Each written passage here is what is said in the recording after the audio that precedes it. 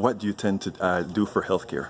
I want to make sure everybody can see a doctor, a provider, afford their medication, live their lives, live to their full potential, do what they were intended to do, and give back in the biggest possible way to their community, to their country. And you can only do that when you're healthy enough to do that. So we need universal health care. So Medicare for all?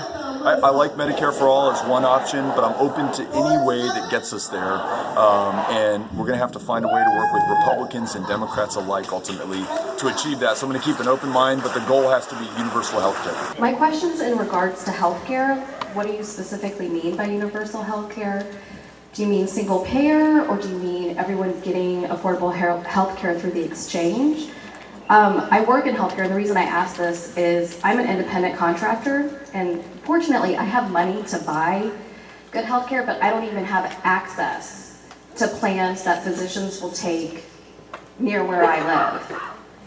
It's not even available for me to buy it. I only have really crappy plans available on the exchange, and I think that's something that needs to be changed.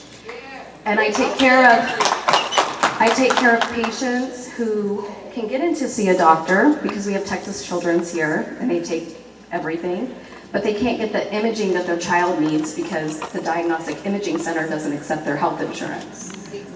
So I just was wondering if you have any thoughts regarding that, solutions for that, and what your idea is for universal health care. Yeah, just to add to, thanks for the question.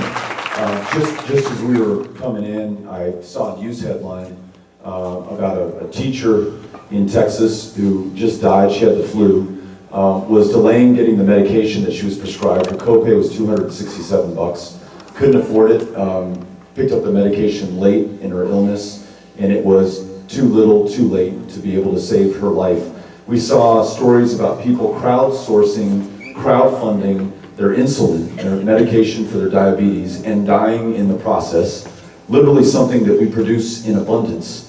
And that we price so high that people can't afford it. One of those pharmaceutical executives, by the way, now you're Secretary of Health and Human Services, just confirmed by this Senate. When people ask you why the Senate matters, here's one of the reasons that it does.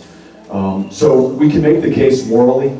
We can make the case when we look at one man in Bexar County, visits one ER 40 times to treat his schizophrenia. He doesn't have the insurance, the resources to do it.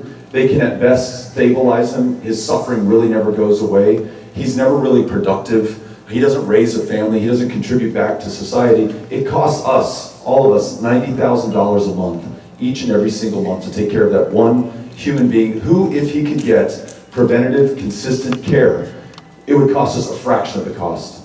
So here's where I think we need to get to. Yes, it has to be universal. The only way I know to do this, and I'm not an expert, but I've been listening to the experts, is through a single payer system, okay? If there's a better way to get there, I'm open to that as well. And I've been listening to my Republican colleagues and saying, if you've got a better way to do it that uses the market, tell me what it is. And I'm open to it, because I just want to get there, and I'm not gonna allow the perfect to become the enemy of the good. But along that path to getting to universal, here's some things that we can do now. One is to try to stabilize the exchanges, which frankly is gonna be really tough after this $1.5 trillion tax bill, where the tax cuts go to the very wealthiest in this country.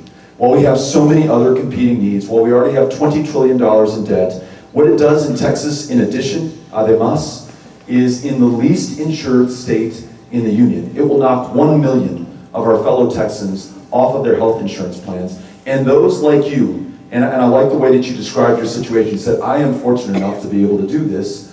It's a function of luck or fortune or circumstances to have insurance in the first place. If you are so lucky, premiums on average are expected to go up $1,700 a year. We're going to get a lot harder for people to live in this state. So what are some things that we can do after that? Let's expand Medicaid. And if it takes there not being President Obama in the White House to get Governor Abbott to accept federal money to expand Medicaid so that more Texans can live productive lives, let's call it Abbott Care, or Cruz Care.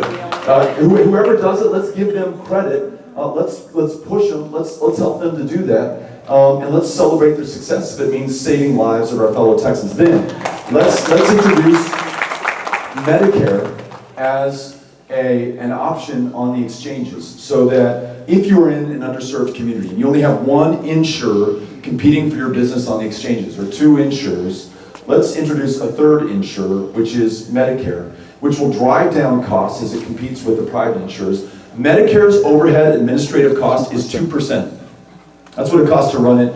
A private insurer is like 16 or 17% because they got to pay for the executive suites, the bottom line, the marketing budget, all that jazz. Let's introduce Medicare, and I think that is an important step towards getting to universal health care. So those would be the 4 steps that I would take in progression that would get us closer to the goal of universal. If I can skip steps 1 through 3 and just get to universal tomorrow, I'm there in a second. But I owe you more than just my aspiration and the vision of where we want to be ultimately. I want to take you along the path and show you the steps. And I think each one of those in progression gets us more people covered and gets us closer to universal. That's the way that I would do it. So, thanks,